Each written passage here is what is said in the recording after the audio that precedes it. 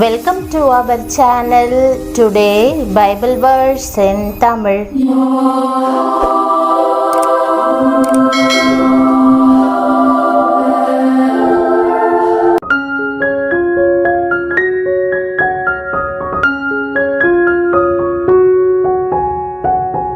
இன்றைய வசனம் ஏசாயா 43 அதிகாரம் 2 வசனம்.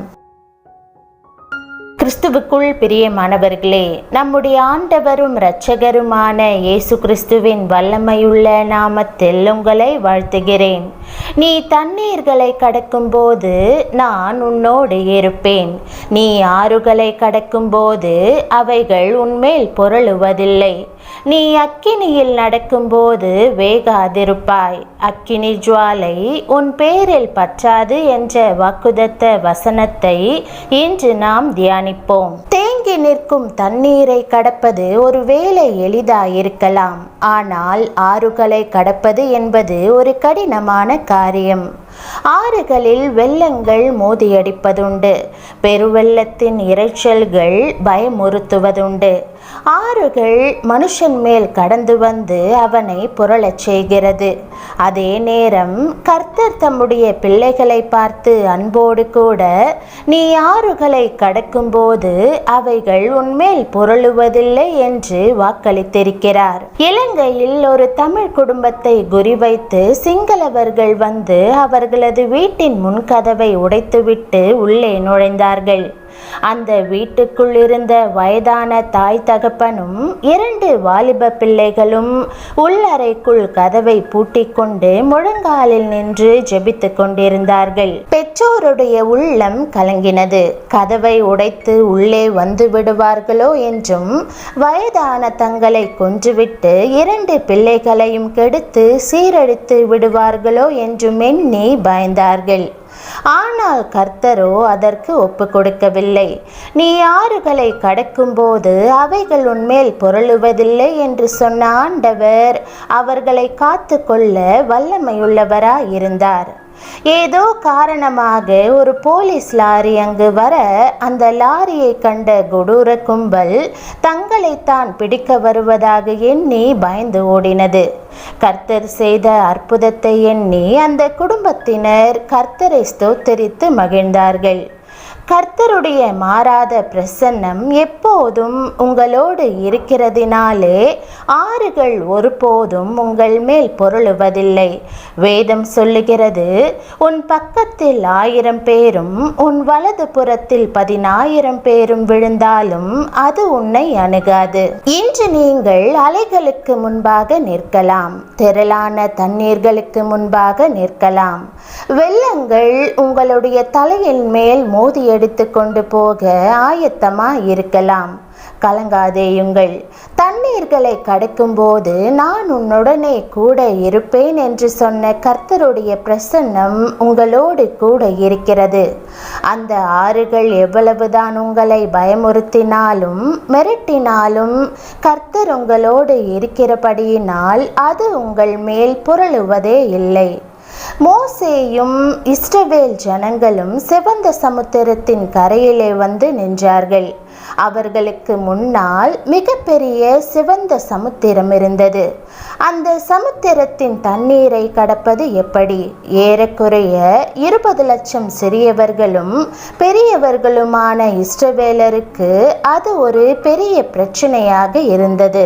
ஆனால் கர்த்தரோ மோசேயின் கோல் மூலமாக அந்த பெரிய சமுத்திரத்தை 2ஆக பிளந்து கொடுத்தார். அந்த தண்ணீர்களின் வழியாக அவர்கள் நடந்த போது கர்த்தரும் அவர்களோடு கூட நடந்து வந்ததை அவர்களால் உணர முடிந்தது.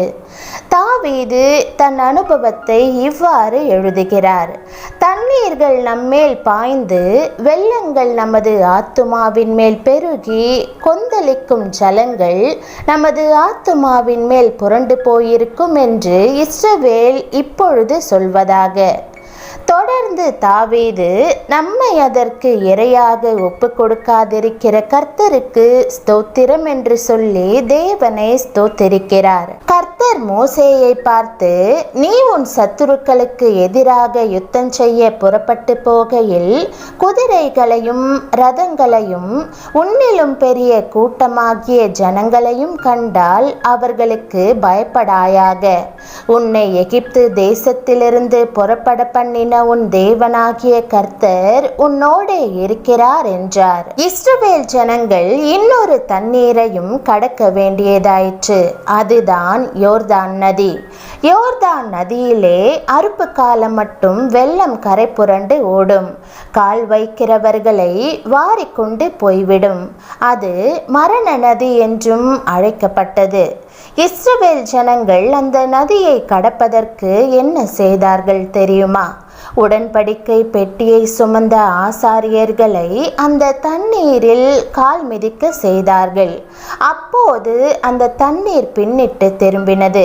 தண்ணீர் பின்னிட்டு திரும்பி நிற்கிற காட்சியை மனக்கண்களிலே பாருங்கள்.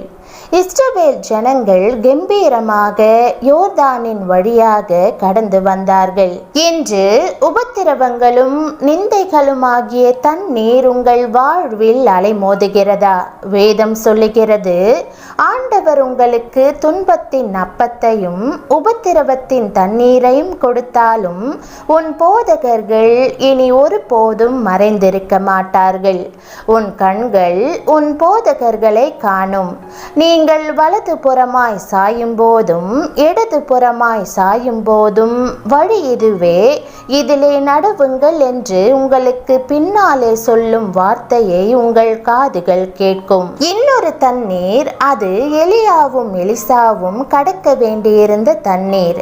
அதை அவர்கள் கடப்பதற்கு எலியா சால்வையை முறுக்கி தண்ணீரில் அடிக்க வேண்டியதாயிற்று. அப்படி அடித்த போது யோர்தான் இரண்டாக பிரிந்தது. ஆம், அந்த சால்வை ஆவியின் வரத்தையும் வல்லமையையும் வெளிக்காட்டுகிறது. போராட்டமான தண்ணீரை கடப்பதற்கு பரிசுத்த ஆவியின் வல்லமை உங்களுக்கு மிகவும் அவசியம். பிரியமானவர்களே, எத்தனை போராட்டங்கள் வந்தாலும், எத்தனை பேர் உங்களுக்கு எதிராக வந்தாலும், கர்த்தர் உங்களுக்காக வழக்காடுவதுடன் யுத்தமும் செய்வார்.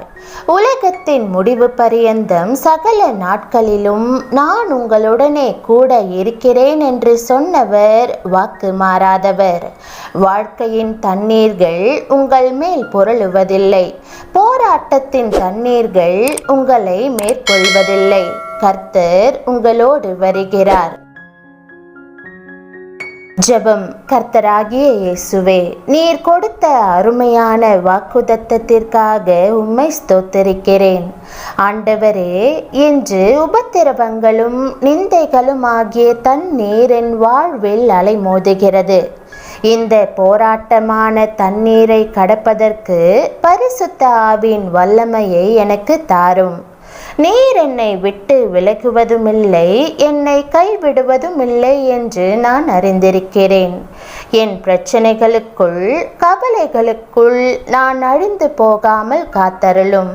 உம்மீது முழு விசுவாசமாய் இருக்கும்படியான கிருபையை எனக்கு தாரும். ஆண்டவரே, நான் ஆழமான ஜலங்களுக்குள் அமிழ்ந்து போய் உம்மை நோக்கி கூப்பிடுகிறேன். என் மீது இரக்கமாயிரும். உதவியற்ற நிலையில் இருக்கிறேன். நீர் என்னை ஆழமான தண்ணீரிலிருந்து தூக்கி எடுத்து நிலையான இடத்தில் நிறுத்துவீர் என்று நம்புகிறேன். அமிழ்ந்து போகாமல் என்னை நீர் தூக்கி எடுத்து எல்லா உபத்திரவங்களையும் மேற்கொள்ள எனக்கு உதவும். உம்முடைய நாமம் மட்டுமே மகிமைப்படட்டும். இயேசுவின் நாமத்தில் ஜெபிக்கிறேன் நல்ல பிதாவே, ஆமென். தேவனுடைய நாமம் மகிமைப்படுவதாக. ஆமென்.